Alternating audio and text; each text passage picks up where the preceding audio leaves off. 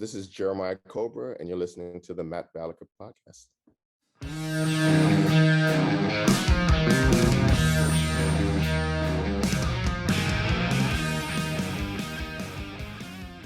Thanks for joining us yet again. For listeners out there, we have Eric Servone, executive producer, Esquire. How you doing? I'm happy to be here. I like having the executive producer before the Esquire because I take that more seriously. We want to see that you're maximizing your law degree, and you clearly are. That your return on investment is stellar. So my hat's off to you. Appreciate that. It was all worth it. I'm glad you're enthused because I'm pretty pumped about today's guest. For the listeners and viewers out there who don't know him, the gentleman joining us tonight is the pride of Connecticut. He's an author, poet, Ford Mustang aficionado. He has a degree from Howard University. He's a fellow 2012 USC grad, Fight On, and he's the reason I now enjoy fiction. So let him feel welcome. Give it up for the talented Jeremiah Cobra. How you doing, Jeremiah? Well, that's high praise. I didn't realize how... You are the reason. I've read nonfiction for too long, and I was on a Hawaii vacation with my family and extended family, and instead of hanging out with them, I couldn't put your book down. So thank you for that. The book is just destroying families everywhere. Awesome. No, God bless. Yeah, I mean, I can hang out with my family anytime, but I can't read short stories always. But so before we get too deep in the weeds, how are you at Scrabble? I'm curious. What's your Scrabble game like? My Scrabble game is usually pretty good. It's been a while, but I mean, at one point I would say I was very good, but it's like I said, it's been a while. Are we about to play? No. Because when I was reading, it was Beauty and Perspective, which I think Eric would be a great name for this podcast if it wasn't already taken. I had to use the dictionary feature probably 9 times. There's so many words I had to look up, and I was like, this guy would destroy me in Scrabble. Well, you know what's funny? Ironically, and this is the Scrabble nerd coming out. You don't want big words in Scrabble. You want to maximize small words. That's the strategy. See? You want to learn how to trap people into keep them off of the big score spaces and block those spaces just to piss them off. And then you just, you put 3, 4, 5 letter words down on triple letter and triple word scores and wipe them out. This is why my 9-year-old's been kicking my ass. So I've been doing it all wrong. But I couldn't put the book down. It was fantastic. And I really haven't enjoyed short stories like that ever. So it's an honor to speak with you today. And I was curious, when did you get the writing bug? Oh, I've always had the writing bug. I like always. I wanted. I think when I was in 3rd grade, I knew what I wanted to be, and in 4th grade, kind of added one more piece to that. But from 3rd grade, I knew I wanted to be a teacher because I wanted to make tests that no one could pass. I'm not that kind of teacher, but as a kid, it thrilled me to just like, oh no, you don't know the answer to that. But that was funny to me. And also at that time, I knew I wanted to be an author. So when I was in 3rd grade, I wrote this little story. I guess my first book, technically. My first book was called The Moon That Was Afraid of the Dark. The Moon That Was Afraid of the Dark. Nice. Yeah, that's some 3rd grade stuff. And it I won't say it did well. It won an award in my hometown, Hartford, Connecticut. And it was put on display at the Wadsworth Athenaeum. I don't know if you know what that is. It's a big deal to us in Hartford. We don't have much left out there. Very nice. We don't have the whole factory anymore. I think. Anyways, so I think around then it's just when I knew I wanted to write books and put stories together. And so I've always kind of had that. I went through interestingly enough, through most of middle school and high school, I was kind of a math science nerd. Okay. But then by like my sophomore, junior year, I kind of, the switch kind of flipped again. And that's when I started getting more into writing poetry So were you And no also, longer a math and science nerd, or you're just a I just dual nerd? stopped focusing on it as much. I mean, I'm still pretty good at math. I just haven't studied math since like my freshman year in college, and that's when I decided to study literature. And yeah, you don't there are no math requirements for studying literature, unfortunately. Not at Howard University, anyways. I took a trigonometry class. I think the trigonometry is the highest, like whatever the basic or the entry level trigonometry class in freshman year is. I took that and that was it. That's the last math class I took. So Um, if you were to write a test now in English or in mhm. mathematics, which one would be tougher to pass? Oh, English. Okay, English okay. because it's not taught. So math, like, people teach math. I teach grammar and writing now, and I actually I kind of had a moment in class today because my students were working on a writing assignment, and I was just kind of I was reading an article, and I Mhm. usually kind of surf the web specifically for news articles because I know there will be grammatical errors in them, and so I was just kind of it didn't even take long to find someone use the word lay incorrectly, lie, lay.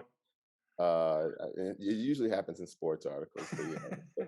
Now I'm It's really self-conscious about the emails I sent you. I think well, you're no, going so through you're no them, one. going, oh, wait, No, yeah. If any, at counting the worst, grammatical errors, the typos. Damn. at worst, they'll become an assignment for like. Uh, I won't tell you what grade, so you don't Yeah, just feel don't too. use my name. You're like, look at what this idiot wrote to me. So yeah, Yeah.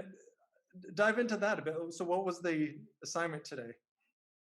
Oh no, I mean the assignment was just a writing assignment, but I teach all the way down to fourth grade. So I teach at a K through 8. Generally speaking, I teach the middle school. So I teach the older kids, like 13, 12, 13, 14-year-old kids. But I do teach a fourth grade grammar class, and we just went over lie, lay, sit, set, rise, raise.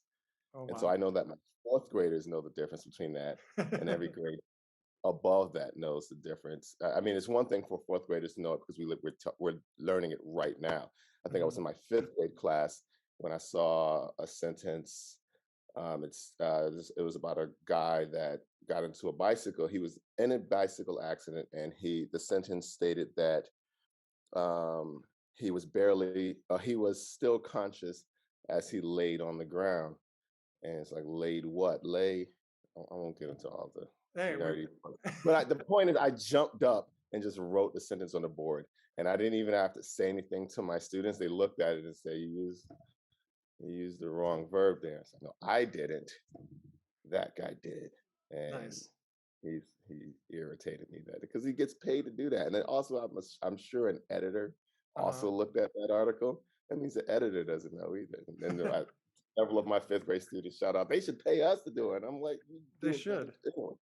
Yeah, my So, my dad would always get on my case, Jeremiah, if I said R instead of hour. You know, is it Q? Is it Y? It's hour. So that was definitely his like pet that's funny. peeve. What grammatical pet peeves do you have? Oh, there's so many. Like if You someone know what's says we funny? played You good know instead of what? we played well. Yeah, that one will get me. I don't know if I would necessarily call them pet peeves. They're only irritating to me when I see someone who gets paid to do it make the error because they have a responsibility to civilized society. Otherwise, I just understand that people you don't really study grammar. And I teach grammar as a separate class to elementary and middle school students. I wasn't even taught grammar that way. Most of the grammar I learned, I tell my eighth graders when they graduate from our school that they know by the time they finish at our school, they will know more grammar than I knew after I graduated from college. And I studied literature and had a good GPA and everything. So I think it's a little ridiculous. It's not an organized, uh, integrated course Mhm. anywhere in the American school system. So in that way, I don't allow it to be a pet peeve. I do correct people's grammar in my head, but it's mostly so I know the Sure. correct. Because if you keep hearing it over and over, it sounds good, even when it's wrong. And so in my mind, as soon as someone makes a mistake in my head, I'll correct them. I don't So correct them out loud unless they're paying me to do it. is it grammatically incorrect to end a sentence, a written sentence, with a preposition? It's one of those archaic rules, and that's the thing. It's just there's so many. Uh, We ask the tough okay. questions here, all right? Well, so what's interesting about it, I think that rule is kind of an archaic leftover rule from when the scholastics studied Latin, and there are languages that the sentence. There are languages in which the sentence will sound terrible or will make absolutely no sense if you end it with a preposition. English is not one of those languages, so technically speaking, you can get away with Mm-hmm. it. The point is not to have any ambiguity in the meaning of your sentence, and that's generally what uh, one would hope Mm-hmm. is the goal with studying grammar and identifying principles of grammar. We're trying for clarity, and when you violate grammatical principles or whenever you violate those principles of grammar, there's the the uh, the chance that meaning will be lost, or there will be ambiguity, or double meanings and things like Mm-hmm. that. So in that way, uh, I think that rule is still on the books, but that's Okay. not a rule that bothers me. And I've seen many professors, university professors, either of grammar or linguistics, point Mm-hmm. out how ridiculous that rule is. Yeah, And Well, what? by example, like there are examples where you can try not to end a sentence with a preposition to not violate the principle, and the sentence is ridiculous when you try to do that. You should just end it with a preposition and be done with it. So. do you have any tips for how to help people remember the things that you're teaching them when it comes to grammar? Because my pet peeve isn't any one specific thing. It's just when I see people making a basic grammatical mistake, I think I know you learned this in high school, and somehow you forgot it along the way. So how do you get people to actually remember the stuff you're teaching them? Well, so what I do, I teach grammar in a hierarchical way.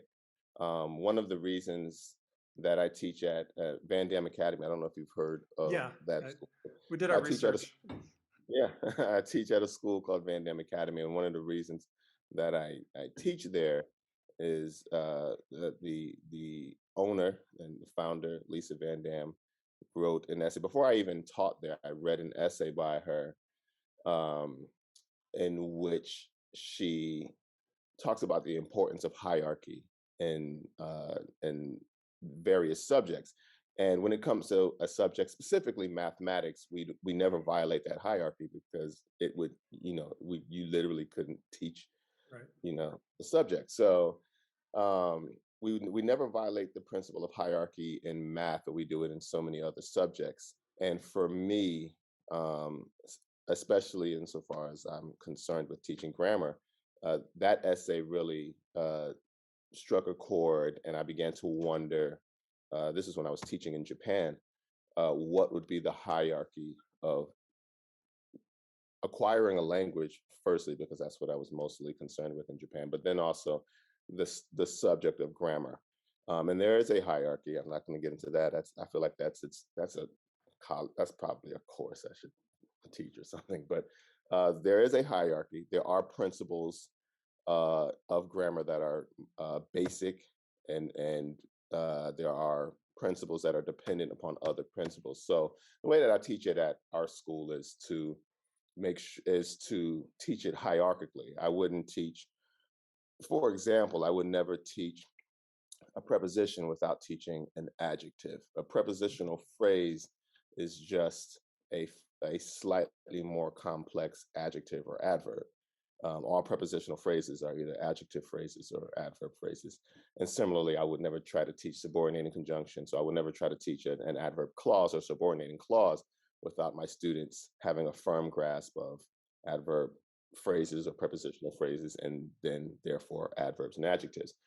So my goal, and I think it for the most part has been working for the past 8 years that I've been there, is Nice. that I'm teaching them the hierarchy of these principles and that it sticks that way. So to memorize it, I wouldn't. I wouldn't for if you want to be educated or well educated in grammar and in the principles of grammar, you should find the hierarchy of the subject. And I find that that's far more important than memorization. Like the question would be like, oh, how do you memorize your times table? You can go ahead and memorize it, but I think it's far more Right. useful to actually know what multiplication is and how to do it. Well, I think you just gave orgasms to any copy editors listening. So thank you for that. There you go. I want to talk about beauty and perspective because it was, Right. as I said, I couldn't put it down.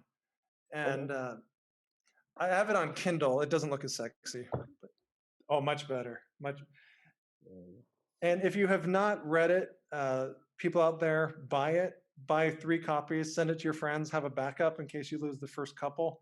Uh, but I don't want to give away too much. But it's a series of short stories, and then sprinkled in there are poems that you wrote as well. Uh, and the short stories, the topics are so varied. There's a young man who's a mechanic who has an abusive father and a loving Yeah. mother, and then there's Yeah. one where there's a photographer, and he's kind of indifferent towards love, and his mom interjects all the time. And then He's a there's pa- another. Go ahead. he's a painter. Oh, it's a painter. Sorry, Everything is right except painter. that he's a You're right. So as I said, I hung on every word except the painter versus photographer painter. part of it. Okay, Um, you're good. but and then there's a slavery situation, and I was trying to think what's the common theme, and to me it seemed like most of the main characters were stubborn, but in a way that endeared them to the reader. But I wanted to get your thoughts, Jeremiah. Like, what was the rhyme or reason to which stories you put in, and did the sequence matter? The sequence didn't matter. Interestingly enough, the main purpose behind Beauty and Perspective is that, like I said, I've always had the writing bug, but I had not put anything out.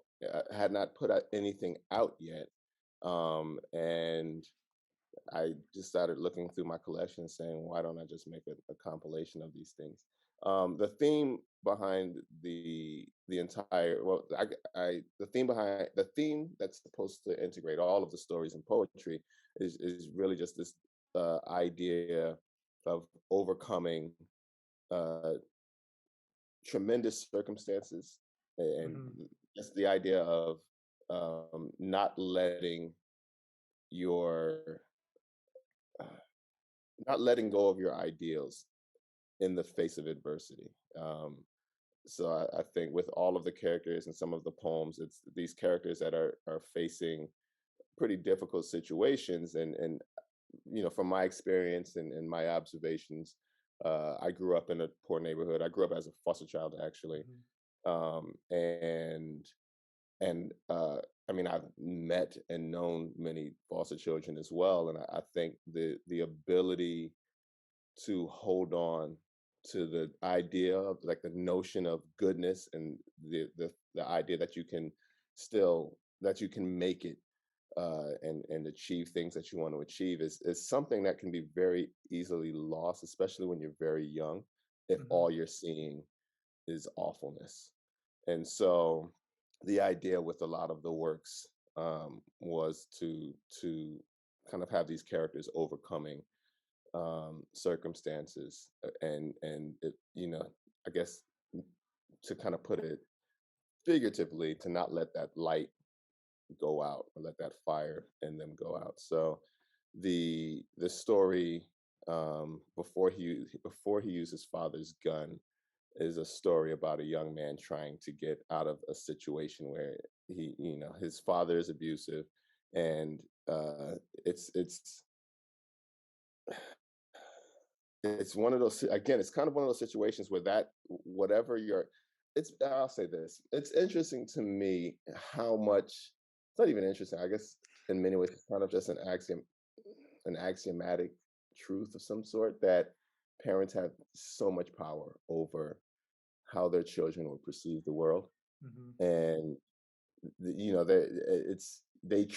children, they trust their parents implicitly, even My poor even when kids. Yeah. yeah, and it should be great as long as you're a parent, as long as you're not putting them through anything. And I As long think as you're like the big, perfect, it's fine. Yeah. not perfect, definitely not perfect, but I mean, you know, as long as I think your general moral compass points, you know, north or points true, I think you're in a better position than some certainly that that I've observed growing up where I grew up. But Mhm. uh, when the parent kind of has a malevolent energy, so to speak, the child has to really figure out how to overcome that. Like it's a Herculean Mhm. task of the soul to come away from that. And so that's what that story is about. That's what the first story is about. Um, the painter is a character who has kind of let his light go out in some ways. He's resistant. He doesn't want to pursue specifically love, but he kind of has this notion that if he protects himself from these things, then he won't be hurt by them, which is a very unfortunate conclusion to get to if and when you get to it. It's Mhm. I won't wax philosophically about that if for no other reason than that my thoughts aren't all the way organized on that. But really what it is that uh, he has a mother who is not doing well. She's ill, and the last lesson she has for him is not to sit around, um, almost lamenting the loss before the loss has even come, to enjoy the things that you can have in the world, and then the beauty and the goodness that there is in the world, uh, eh, rather than dwelling on what happens when that ends or whatever, or the pain that could possibly be associated with that, when it ends. So I think that's where that story. Uh, that was my goal with that story, is to kind of, yeah, it was to kind of portray a character that needed to um, kind of reestablish that connection and that kind of search for goodness, so Yeah, to that speak. connection seems to be kind of a through line with the stories. And I Yeah. was thinking about the book earlier today in prep Mhm. for this, and I spent a lot of time on Wikipedia. And in many ways, what you did is kind of like the opposite of Wikipedia, which Wikipedia is like 30,000 feet up. You get a quick snapshot of a topic or something. Uh-huh. And then your stories, it's like you zoom in to the interpersonal Mhm. level, Yeah. and it's so much more interesting to read. And it's not just the primary characters, the secondary characters, they're so lifelike. It didn't feel like you're writing them. It's just like you're observing these people that existed, and Mhm. you penned it, but you didn't create them. So that brings up my next question: like, how do you create such memorable, lifelike characters? Man, that's a question I don't have any business answering just yet, because I still am trying to do that. I'm still learning how to do that, I think.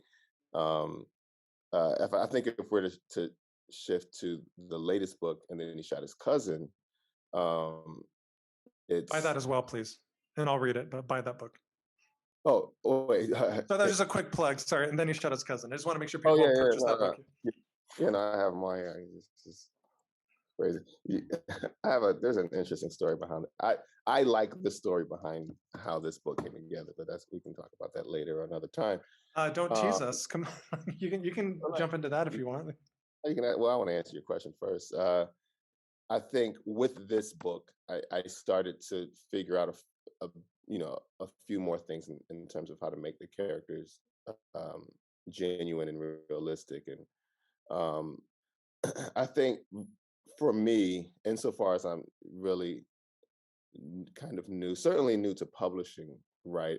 Publishing my writing, is I'm trying to. Well, I don't I don't stray too far uh, from my own experiences and observations. I think every writer, I probably argue every writer who's good, anyways, that's what they're doing.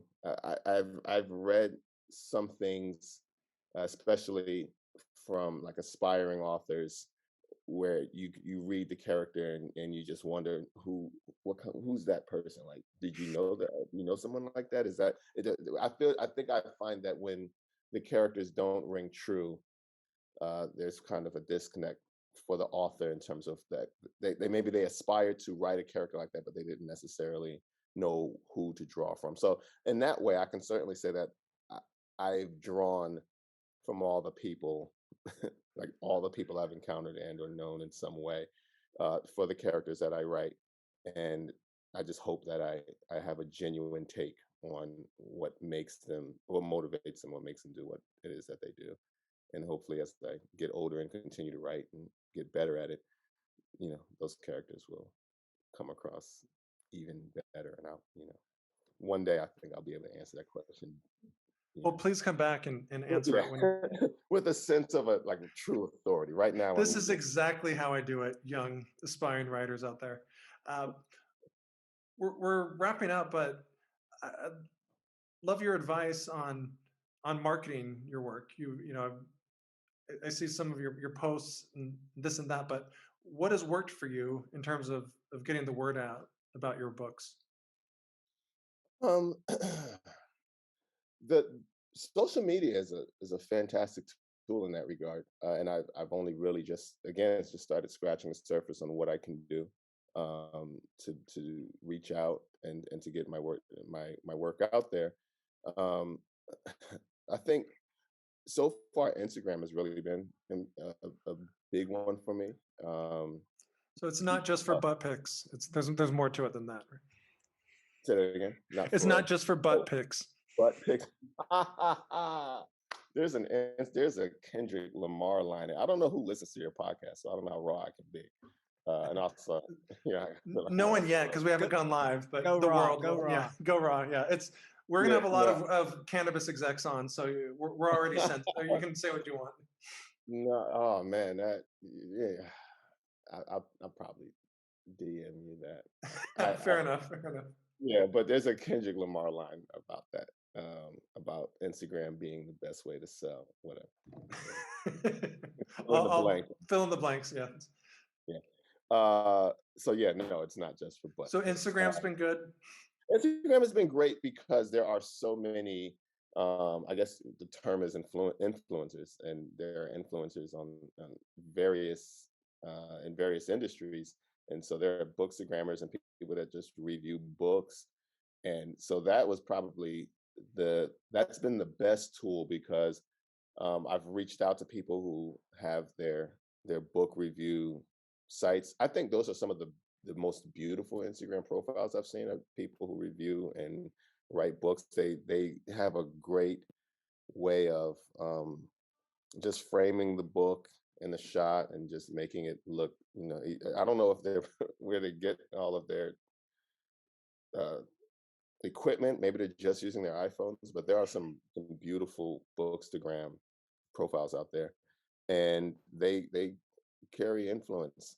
I guess there are people out there who are on Instagram just looking at the books, maybe the way people look at books, and they're on it for the books.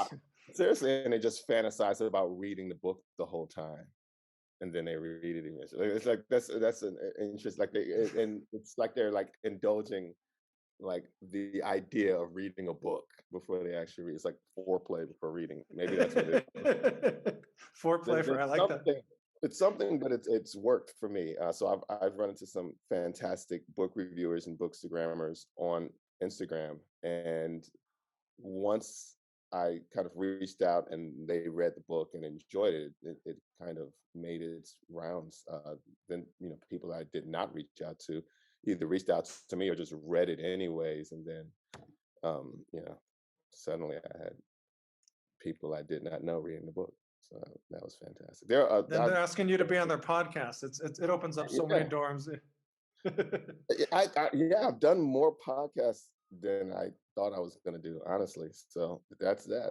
I appreciate you having me on it, but Uh, yeah, I didn't see that one coming. When I wrote the book, I just wanted to so, write the book. I was locked in my house, and hey, I wasn't doing anything, so I wrote a thank book. you, pandemic.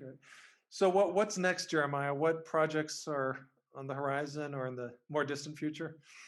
So the next book that I'm currently shopping is actually an expansion on the it's kind of there's kind of an excerpt at the end of Beauty and Perspective. That's the kind of slave narrative there. I've worked that into an entire novel, and my agent is currently shopping that now. So it's a fictional slave narrative. Interestingly enough, and I don't know how many people I've even told this to, but the character in that book is the uh, great, I don't know how many greats are in this, but it's great grandfather of the character in this book. And I have kind of this idea. I have several books outlined in which I kind of trace this family through various periods in American history and African American history.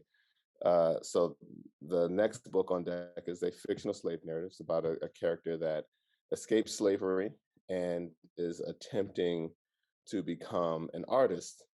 But the more renowned he becomes, the more likely it is that he's discovered, like his true identity is discovered, and he's recaptured and put back into slavery. So he kind of has this conflict over becoming very good at what he does and having that be the thing that returns him to slavery.